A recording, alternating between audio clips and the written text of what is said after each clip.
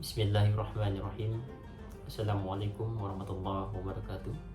Alhamdulillah, alhamdulillah wa kafa billahi syahida wa asyhadu an la ilaha illallah wahdahu la syarika lah wa asyhadu anna Muhammadan abduhu wa rasuluh. Allahumma shalli ala Muhammad wa ala alihi wa sahbihi ajmain. Amma ba'du. Bersyukur kehadirat Allah Subhanahu wa taala yang telah memberikan kita banyak nikmat, terutama nikmat iman Islam, juga yang gak kalah pentingnya sampai detik ini itu nikmat sehat walafiat. Karena dengan nikmat sehat yang sudah Allah berikan kepada kita, alhamdulillah kita bisa melaksanakan ibadah puasa di minggu kedua ini insyaallah.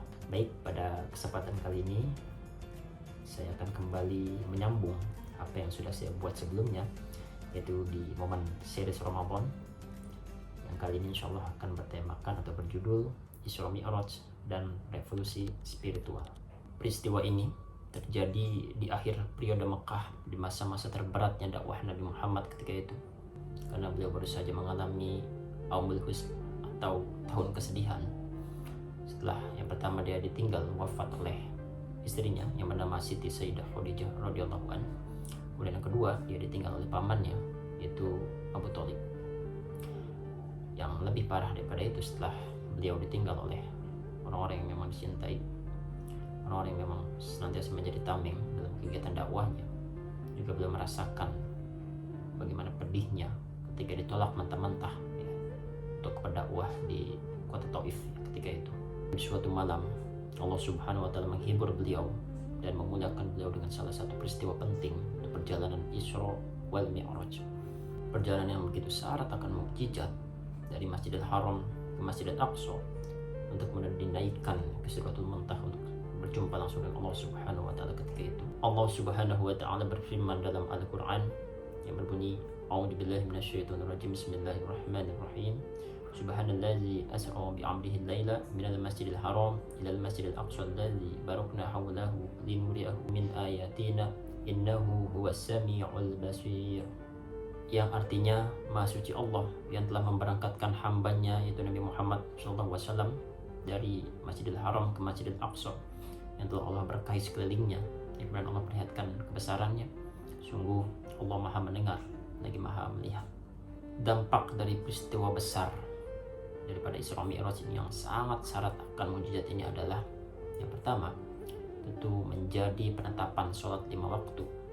Ini merupakan hadiah penting dari perjalanan ini adalah bagaimana sholat 5 waktu ini bisa menjadi pilar spiritual atau menjadi momentum mi'raj harian bagi setiap hambanya, yaitu untuk bisa langsung berhadapan dengan Allah Subhanahu wa taala, untuk bisa langsung bermunajat, untuk bisa langsung mengabdi melalui ibadah yang dinamakan dengan sholat 5 waktu. Kemudian yang kedua yaitu peneguhan visi global dengan singgahnya Nabi Muhammad di Al-Aqsa, pusat para nabi Bani Israel ketika itu. Beliau mendapatkan kesempatan yang begitu berharga, yaitu mengimami sholat dengan jamaahnya para nabi. Ini adalah sebuah bentuk deklarasi yang simbolis yang menjelaskan bahwa risalah Islam ketika itu memang dibawa oleh Nabi Muhammad untuk menyempurnakan ataupun melanjutkan dari ajaran-ajaran para nabi sebelumnya. Kemudian dampak selanjutnya yang tidak kalah penting adalah ini menjadi momentum untuk ujian keimanan. Ketika itu bagi siapapun yang logikanya sempit, mereka dengan mudahnya murtad, mereka mudahnya membantah dan tidak percaya. Kemudian yang imannya tebal atau kokoh, layaknya seperti Abu Bakar ketika itu, ia pasti langsung membenarkan dan meraih gelar as-siddiq. Hikmah yang bisa kita ambil dari peristiwa penting Isra Mi'raj ini adalah, tentu kita sebagai hamba Allah Subhanahu wa taala, kemudian umatnya Nabi Muhammad, harus senantiasa bersyukur. Kemudian apa aplikasi daripada syukur tersebut? Tentu dengan mengerjakan sholat 5 waktu. Karena sholat 5 waktu adalah momentum untuk kita bisa mendekatkan diri kepada Allah, untuk kita bisa berdialog, untuk kita bisa berdoa dan bermunajat langsung tanpa ada sekat. Barangkali itu hikmah yang bisa kita ambil dari peristiwa Isra wal Mi'raj ini. Insyaallah akan ada peristiwa selanjutnya atau series Ramadan selanjutnya. Jadi siapapun nantinya yang ingin meneguk hikmah dari setiap peristiwa Nabi Muhammad, peristiwa puncaknya Nabi Muhammad ketika itu, melalui kesempatan Sirah Nabawi yang saya kemas dengan ringkas ini. Insyaallah siapapun yang tertarik silakan kunjungi kanal YouTube saya. Kita belajar bersama, kita meneguk hikmah bersama di momen bulan suci Ramadan ini. Barangkali itu aja yang bisa saya sampaikan. Melebihnya mohon maaf. Billahi fisabilil haq. Fastabiqul khairat. Wassalamualaikum warahmatullahi wabarakatuh.